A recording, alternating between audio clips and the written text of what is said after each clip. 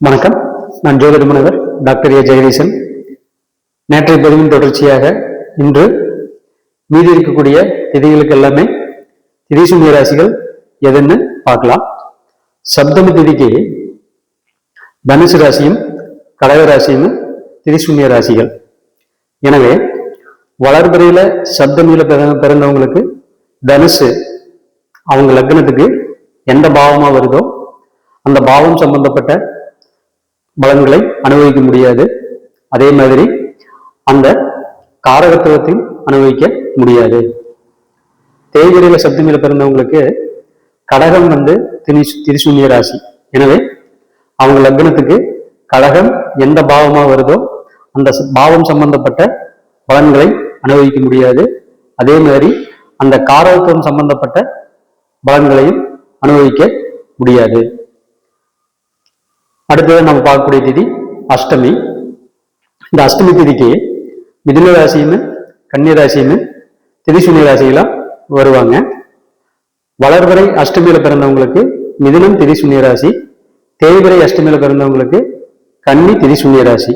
எனவே வளர்வரை அஷ்டமியில பிறந்தவங்களுக்கு அவங்க லக்னத்துக்கு மிதுன ராசி எத்தனாவது பாவமா வருதோ அந்த பாவம் சம்பந்தப்பட்ட பலன்களை அவங்க அனுபவிக்க முடியாது. அதே மாதிரி அதனுடைய காரத்துவ பலன்களையும் அனுபவிக்க முடியாது. தேய்பிரை அஷ்டமியில பிறந்தவங்க அவங்க லக்னத்துக்கு கன்னி ராசி எத்தனாவது பாவமா வருதோ அந்த பாவம் சம்பந்தப்பட்ட பலன்களை அனுபவிக்க முடியாது. அதே மாதிரி அந்த காரத்துவம் சம்பந்தப்பட்ட பலன்களையும் அனுபவிக்க முடியாது. அடுத்ததாக பார்க்கக்கூடியது நவமி மற்றும் தசமி. நவமிக்குமே தசமிக்குமே ஒரே மாதிரியாக திதிசூன்ய ராசிகள் வரும். நவமி தசமியில பிறந்தவங்களுக்கு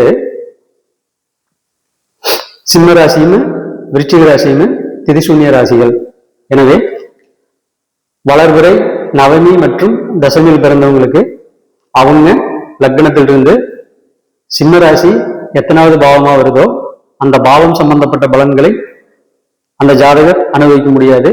அதே மாதிரி அதனுடைய காரத்துவ பலன்களையும் அனுபவிக்க முடியாது. தேய்பிரை நவமி மற்றும் தசமியில பிறந்தவங்களுக்கு அவங்க லக்னத்திலிருந்து விருச்சிக ராசி எத்தனாவது பாவமா வருதோ அந்த பாவம் சம்பந்தப்பட்ட பலன்களை அவங்க அனுபவிக்க முடியாது. அதே மாதிரி அந்த காரத்துவ பலன்களையும் அனுபவிக்க முடியாது. அடுத்ததை பார்க்கக்கூடிய திதி ஏகாதசி. இந்த ஏகாதசி திதிக்கு தனுசு ராசியும் மீன ராசியும் திதிசூன்ய ராசியில வருவாங்க.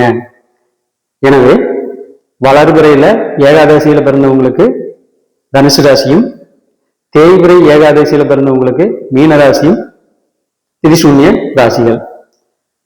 எனவே வளர்பிறை ஏகாதசியில பிறந்தவங்களுக்கு அவங்க லக்னத்திலிருந்து தனுசு ராசி எந்த பாவமா வருதோ அந்த பாவம் சம்பந்தப்பட்ட பலன்களை அனுபவிக்க முடியாது.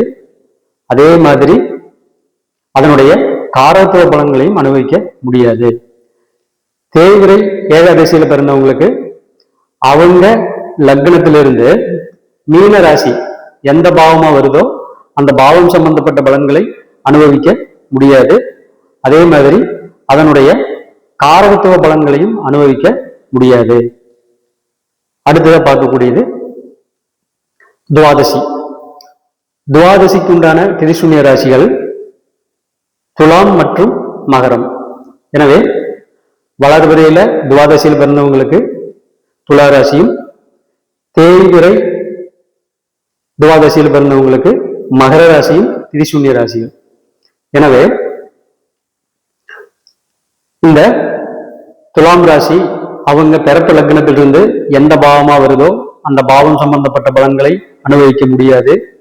அதே மாதிரி அதனுடைய காரகத்துவ பலன்களையும் அனுபவிக்க முடியாது. தேய்பிரை துவாதசியில பிறந்தவங்களுக்கு மகர ராசி அவங்க லக்னத்திலிருந்து எந்த பாவமா வருதோ அந்த பாவம் சம்பந்தப்பட்ட பலன்களை அனுபவிக்க முடியாது. அதனுடைய காரகத்துவ பலன்களையும் அனுபவிக்க முடியாது.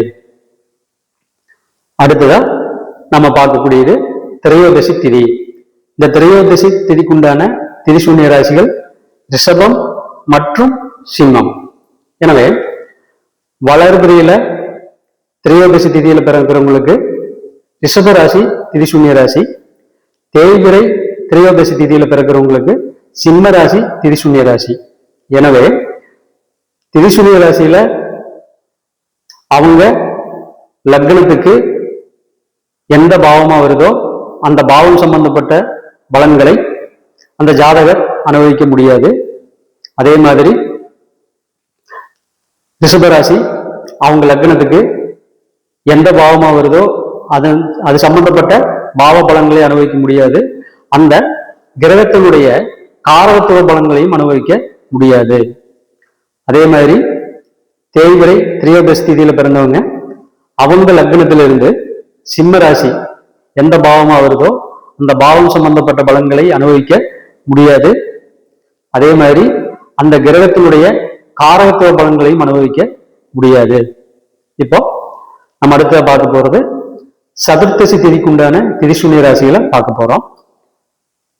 சதுர்த்தசி திதிக்கு மிதுனம், கன்னி, தனுசு, மீனம் இந்த 4 ராசிகளுமே திரிசூன்ய ராசிகள்.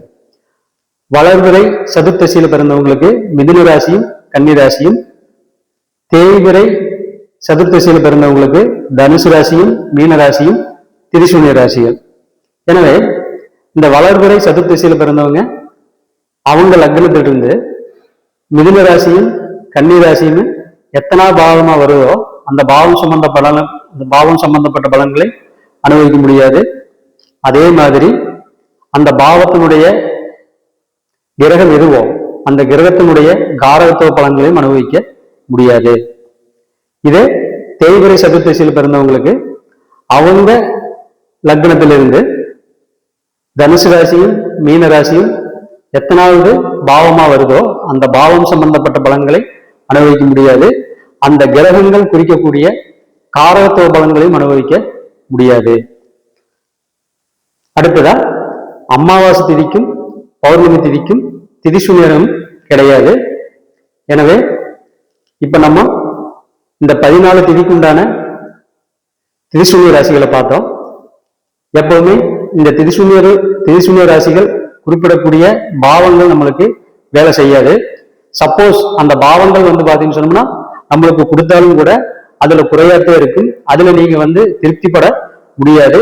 கண்டிப்பாக அதனால உங்களுக்கு மனச்சங்கடங்கள் தான் ஆகும். நீங்க எங்க ஜாதகம் பார்க்க போனாலும் உங்களுடைய திரிசூன்ய ராசிகள் எதுன்னு கேட்டுக்குங்க. கேட்டுட்டு அதுக்குண்டான வழிபாடுகளை பண்ணிக்கங்க. நன்றி, வணக்கம்.